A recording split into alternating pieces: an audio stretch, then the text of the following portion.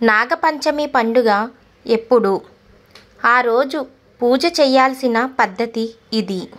హిందూ మతంలో నాగపంచమికి ఎంతో ప్రాముఖ్యత ఉంది. ప్రతి ఏడాది శ్రావణ మాసంలోని శుక్లపక్షం పౌర్ణమి రోజున నిర్వహించుకుంటారు. ఈ రోజున నాగదేవతను పూజిస్తారు. సనాతన ధర్మంలో నాగపంచమిని ప్రతి సంవత్సరం శ్రావణ మాసంలోని శుక్లపక్ష పౌర్ణమి రోజున జరుపుకుంటారు. ఈ రోజున నాగదేవత ఆరాధనకు ఎంతో ప్రాముఖ్యత ఉంది. నాగపంచమి రోజున నాగదేవతతో పాటు శివుడిని పూజించడం వల్ల కాలసర్పదోషంతో సహా జీవితంలోని అన్ని సమస్యలు తొలగిపోతాయని, జీవితంలో సుఖ సంతోషాలు కలుగుతాయని నమ్ముతారు. హిందూ క్యాలెండర్ ప్రకారం ఈ ఏడాది ఆగస్టు 9న నాగపంచమి జరుపుకుంటారు. ఈ రోజున ప్రధానంగా 8 సర్పదేవతలను అంటే వాసుకి, ఐరావత్, మణిభద్ర, కాళియ, ధనుంజయ, తక్షక్, కర్కోటకాస్య, ధృతరాష్ట్రుడు పూజిస్తారు. నాగపంచమి ఎప్పుడు నిర్వహించుకోవాలో, శుభ సమయం ఎప్పుడో తెలుసుకోండి. నాగపంచమి ఎప్పుడు?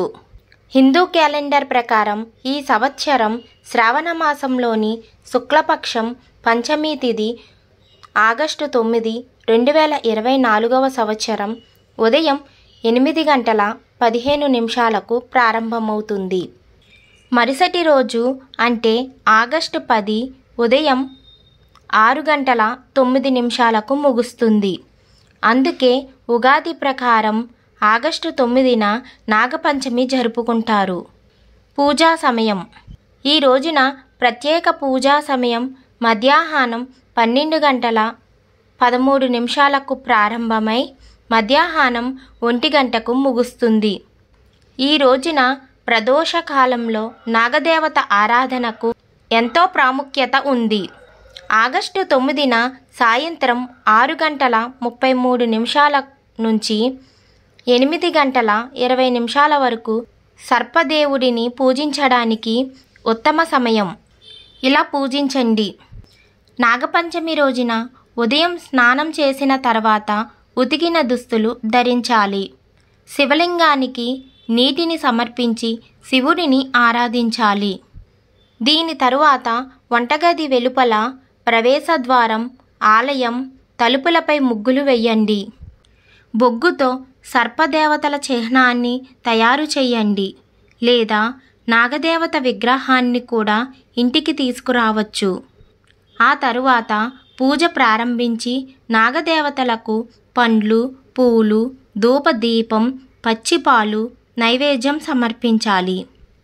చివరగా నాగదేవతను ధ్యానించి హారతి ఇవ్వండి. హారతి ఇచ్చిన తరువాత మీరు నాగపంచమి కథను పఠించాలి.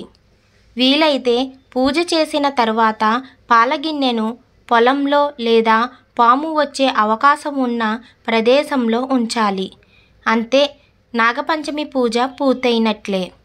కొన్ని రాష్ట్రాల్లో శ్రావణ మాసంలోని శుక్లపక్షంలోని 5వ రోజున అంటే శుక్రవారం ఆగస్టు 9న జరుపుకుంటారు.